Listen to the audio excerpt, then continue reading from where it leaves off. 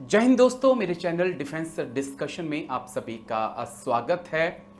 कई मेरे दोस्तों ने, मेरे व्यूअर्स ने, मेरे भाइयों ने, मेरे साथियों ने मुझसे कहा कि सर आपने अग्निवीर की बात करना क्यों बंद कर दिया? क्या सरकार की तरफ से कोई प्रेशर आ गया या किसी ने आपको मना किया है, धमकाया है? तो मैं आपको बता दूं कि ना मुझे किसी ने धमकाया, ना मेरे को किसी का आदेश आया, ना मेरे को किसी ने मना किया।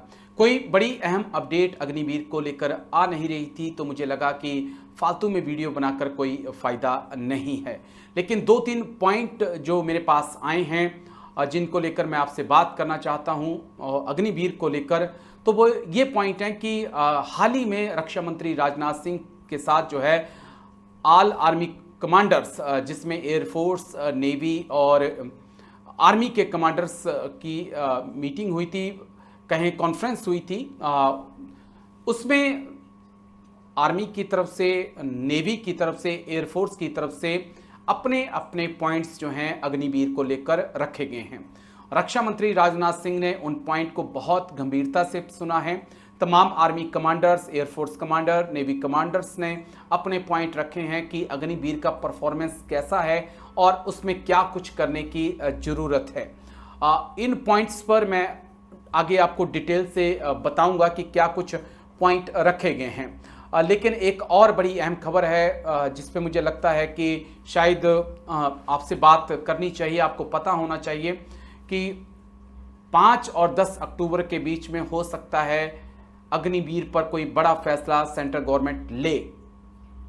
यानी कि जो पॉइंट ऑल कमांडर मीटिंग में रखे गए हैं, ऑल कमांडर कॉन्फ्रेंस में रखे गए हैं, उस पर बड़ा फैसला सेंट्रल गवर्नमेंट जो है, मोदी सरकार जो है, वो 5 और 10 अक्टूबर के बीच ले सकती है। ऐसा कैसे होगा, पहले इस पे बात करना बेहद जरूरी है। ऐसा इसलिए हो सकता है क्योंकि 4 अक्टूबर को हरियाणा के इलेक्शन आएंगे, नतीजे आएंगे चुनावों के। और अगर हरियाणा के नतीजों में मोदी सरकार को वोट की चोट पहुंचती है, हरियाणा के युवा, हरियाणा के तमाम पूर्व फौजी और जो उनकी परिवार हैं, वो अगर बीजेपी को वोट नहीं देते हैं तो फिर एक प्रेशर मोदी सरकार पर होगा। क्योंकि मोदी सरकार के बारे में एक चीज जानी जाती है कि वो वोट की चोट की ताकत को समझते हैं।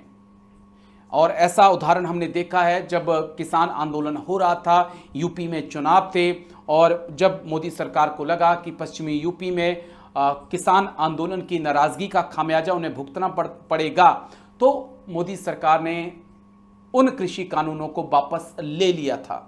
तो हरियाणा में अगर जनता कुछ वैसा ही कड़ा रुख बीजेपी के खिलाफ अख्तियार करती है, देश का युवा, देश का फ्यूचर अगर कुछ वैसा ही रुख अख्तियार करता है, तो ये मान के चलिए कि मोदी सरकार के लिए एक झटका होगा, और उस झटके के बाद शायद अग्निवीर के ऊपर मोदी सरकार अपने कदमों को पीछे खींच सकती है। और अगर ऐसा नहीं हुआ तो शायद फिर मुश्किल होगा।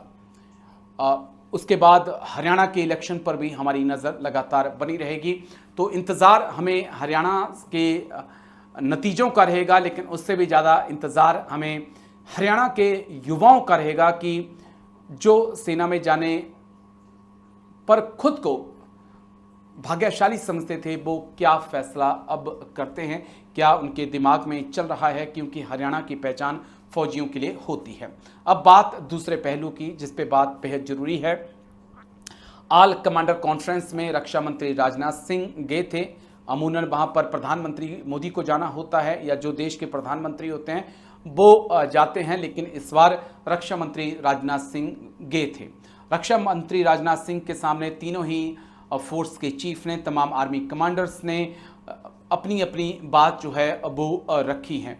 2-3 सजेशंस दिए गए हैं। जो एक अहम सजेशन है वो यही है कि जो 25% अग्निवीर को परमानेंट करने का जो कंसेप्ट है, उसे ख़त्म करके 75% किया जाए।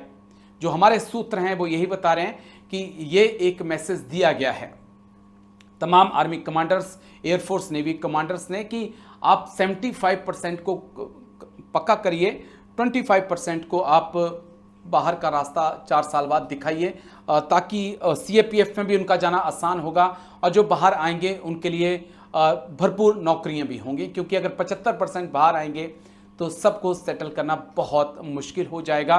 और दूसरी चीज़ कि 4 साल बाद ये मानना कि 75% जो हैं वो 4 साल में अपनी परफॉर्मेंस पे सही नहीं उतर पाए हैं, वो एक गलत मैसेज होगा भारतीय सेना की चुनाव और सिलेक्शन प्रक्रिया पर भी। एक पॉइंट ये।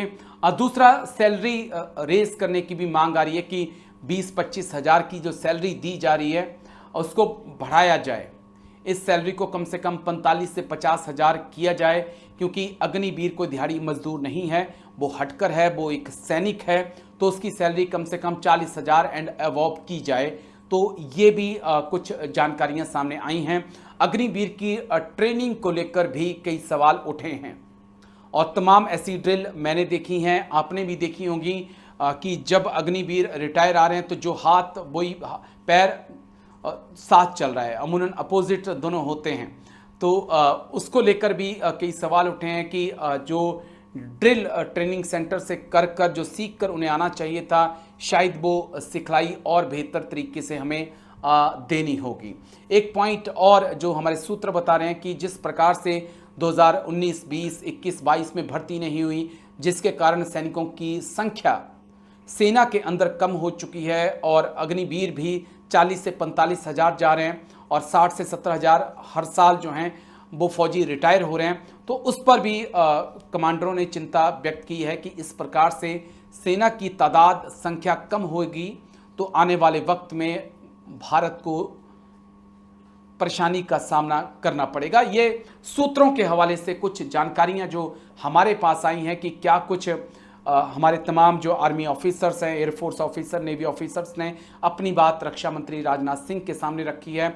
अब रक्षा मंत्री राजनाथ सिंह और डिफेंस कमेटी के ऊपर ये डिपेंड होगा कि आगे वो अग्निवीर के ऊपर क्या फैसला लेते हैं। तो जो सच्चाई है वो यही है कि कोई बड़ी अपडेट अग्निवीर को लेकर नहीं आई है। यस, कमांडर कॉन्फ्रेंस के दौरान ये मुद्दा उठा है, वो भी हमारे सूत्र हमें बता रहे हैं, जहां पर रक्षा मंत्री राजनाथ सिंह के सामने तमाम पॉइंट्स जो हैं रखे गए हैं। तो ये सब कुछ अहम जानकारी आपके सामने। उम्मीद हम यही कर रहे हैं कि जल्द से जल्द अग्निवीर को लेकर सरकार कोई फैसला ले। हम ये नहीं कहते कि आप अग्निवीर को बिल्कुल ख़त्म कर दीजिए, लेकिन थोड़ा चेंजेस करिए। आप 75% करिए, उनकी सैलरी को इंक्रीज़ करिए, उनकी जो छुट्टी है 30 दिन की उसको इंक्रीज़ करिए, कम से कम 50 दिन उस छुट्टी को करिए। या फिर जब वो सोल्जर्स के साथ रह रहे हैं तो दूसरे सोल्जर अगर 90 दिन छुट्टी ले रहे हैं तो उनको कम से कम 60 दिन छुट्टी तो दीजिए। एक सेना में 2 प्रकार के अगर सैनिक होंगे तो कैसे चलेगा? कितना प्रेशर उन बच्चों पे होगा जब उनके साथ का जो फौजी है वो 1 साल में 3 बार छुट्टी जा रहा है और उन्हें 1 साल में 1 ही बार छुट्टी को जाने को मिल रहा है। तो शायद ये पॉइंट भी रक्षा मंत्री राजनाथ सिंह के सामने रखा गया है।